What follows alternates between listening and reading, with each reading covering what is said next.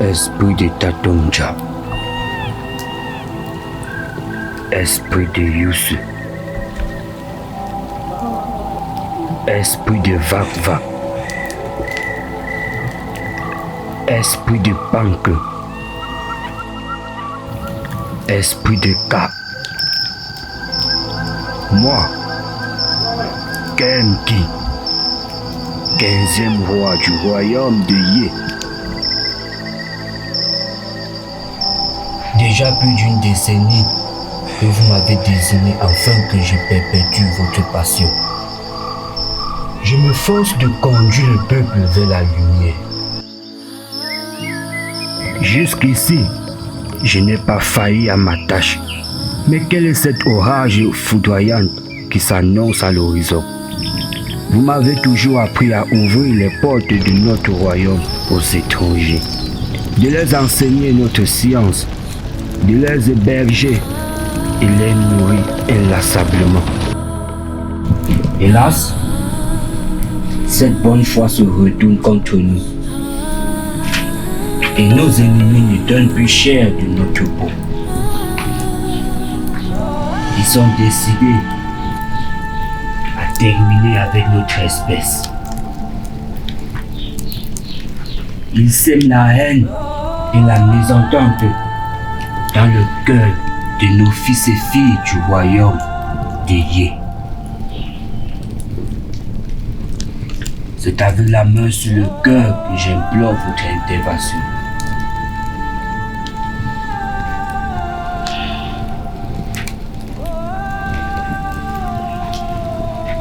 Tenez et buvez ce vin. Montez le chemin à votre peuple. Accordez-leur la santé, la prospérité et la sagesse. Donnez-moi la force de mener le peuple vers la rédemption et la lumière éternelle. Papa, ce n'est plus nécessaire de verser du vin. Le maître nous a dit, c'est contre la volonté du grand Dieu qui a déjà envoyé son fils unique pour le sacrifice ultime.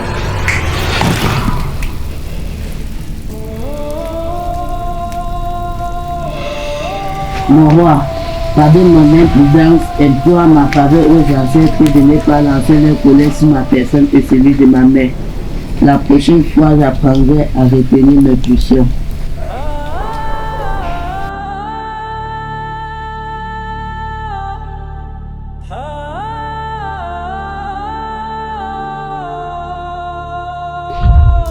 Laisse-moi, fiston.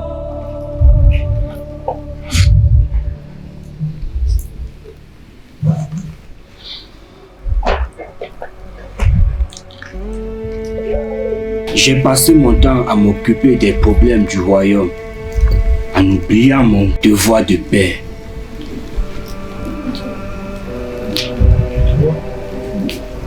Je te dois des explications, fils. Je suis désolé de t'avoir vexé, père.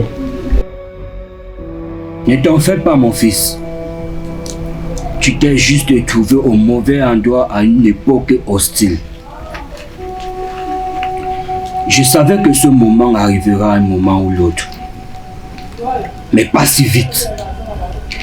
Je vais à présent t'expliquer quelque chose qui logiquement était destiné aux grandes personnes. À une époque lointaine, très très lointaine, nous avions tout ce qu'il nous faut pour être heureux. Et nous vivions en parfaite harmonie avec la nature. Un jour, des hommes blancs venus de l'autre bout du monde arrivaient chez nous sans issue. Et comme la tradition le demande, nous les avons recueillis. Nous avons soigné les corps et leurs âmes troublées. Nous les avons enseigné la médecine, la spiritualité, la moralité et la science. Ils sont devenus en quelque sorte les membres de notre famille. Personne n'était censé douter que notre bienveillance allait devenir la cause de notre perdition. Pour nous remercier de notre bienfait, ils nous ont proposé de nous enseigner leurs connaissances. Nous avons tous joyeusement et unanimement accepté. Ils ont créé des écoles dans des villages bien reculés. Et les cibles étaient uniquement les enfants de ton âge. Avant que personne ne constate le moindre complot, le mal était déjà trop entré dans le cœur de nos fils. Ils se rebellaient contre les parents. Et pendant ce temps, le blanc profitait du chaos pour piller nos fonds. Ils ont rasé nos forêts sacrées pour du bois. Ils ont tué nos animaux pour de l'ivoire. Ils ont creusé nos terres pour extraire leurs richesses. Ils ont enlevé nos hommes pour du travail forcé, loin dans les pays lointains. Ils ont violé nos femmes et filles à mort. Ils ont dérobé nos objets d'art d'une grande valeur inestimable, datant des siècles. Mais papa, pourquoi ne pas refuser cette école une bonne fois pour toutes? Mon fils, on ne nage pas contre la mer. Nos parents ont essayé la force, mais très vite, ils ont compris que cette guerre était perdue d'avance. C'était un bain de sang effroyable. Nous nous tuions entre nous. Et les dieux alors? Les dieux accompagnent surtout les efforts que les hommes fournissent. Dans une telle situation de guerre, vaut mieux envisager la ruse. Si nos parents ont su ça, pourquoi ont-ils été martyrisés à ce point? Pour chaque de nos soldats étaient attribués 10 ennemis, parmi lesquels il y avait les nôtres, qui n'ont pas hésité à nous trahir pour une gloire fictive. Quelle est donc la solution, père? Nager avec la mer jusqu'à comprendre son fonctionnement. Nos parents avaient compris cela et ont décidé de scolariser leurs enfants pour qu'ils puissent revenir sauver le peuple. Mes parents m'ont scolarisé avec mes frères. Une fois arrivé en ville, mon père est mort. Et quand je suis rentré, j'ai été arrêté et intronisé roi. Je n'ai jamais eu les nouvelles de mes frères jusqu'aujourd'hui. Je ne sais pas ce qu'ils sont devenus. Mais d'aucuns disent qu'ils ont rejoint le camp du bourreau. Fils, tu es Dieu par nature, un produit de paix et d'amour. N'adopte pas l'identité du bourreau en refutant la tienne. Dieu est en toi, ainsi que dans sa création. Il faut juste la chercher. Papa, c'est difficile de relier paroles et actions. Ils disent tous que je n'irai jamais à la terre promise et que je suis loin d'être parmi le peuple élu de Dieu. Aucune bonne valeur n'est facile à obtenir, mon fils. Tu n'as pas besoin d'être l'élu comme ils le prétendent tous. N'oublie jamais que tu es le peuple original et que le dérivé ne sera jamais mieux que l'original. Dois-je donc plus faire confiance à ce que le maître me dit? Mon fils, lorsque le maître t'enseignera, cherche à savoir ce qu'il ne veut pas que tu saches, ou du moins ce que lui-même ignore. Ce qu'il dit le maître et les élèves semblent tellement vrai. Lorsqu'un mensonge est répétée et transmise aux générations futures, il deviendra une vérité. D'accord, Père. Donc, malgré tous ces mensonges, notre histoire a toujours demeuré la même. Évidemment, une histoire écrite par le sang ne peut être effacée par un vulgaire encre. Je commence à comprendre. Merci pour ton enseignement, mon roi. Il est de mon devoir de t'apprendre tôt ce que moi j'ai appris tard. Vas-y, fils, prépare-toi. Parce que je t'amène quelque part où tu comprendras les enjeux de notre combat. Vas-y.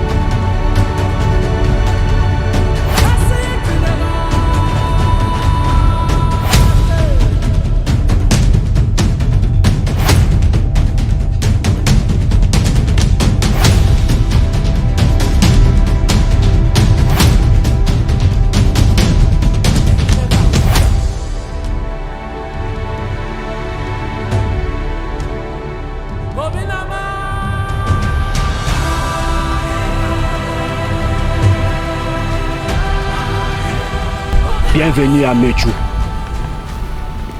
Waouh, la fameuse terre promise. Chaque chose a son temps, fils.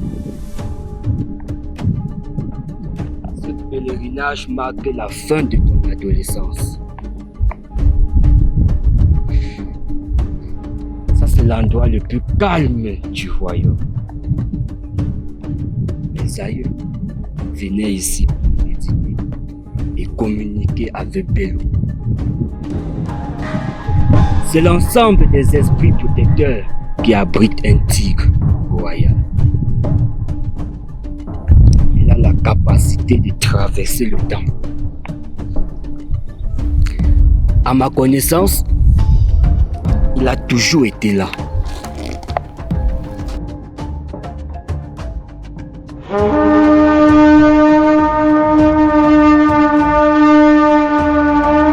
Bellum, en d'autres termes, n'a pas de forme exacte. Il est capable de vivre dans les airs, sur la terre et dans l'eau. Il est à la fois solitaire et sociable, mais il est le seul à décider qui posera l'œil sur son majestueux être. Certaines personnes ont essayé en allant dans cette forêt sacrée, mais ils ne sont jamais sortis.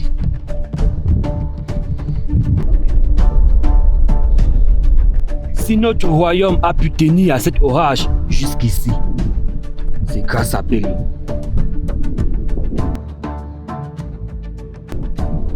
Merci d'être là, papa. Je ne fais que mon devoir, fiston. Mon père m'a amené ici.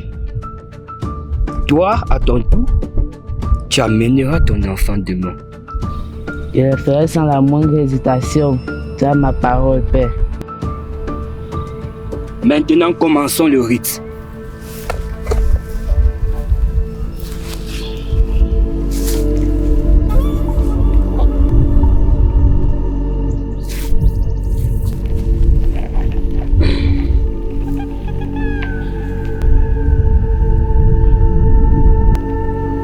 Aujourd'hui marque la fin de ton adolescence. Tu es maintenant un homme et l'ambassadeur de ton peuple. Où que tu ailles, que Bellum te guide et te protège. Que les dieux de notre royaume veillent sur toi, mon fils. accomplis ta destinée. Lève-toi. Merci de m'avoir montré le chemin. Je ne vais jamais me détourner de cette voie à paix. Tu es mon digne fils. Allons-y.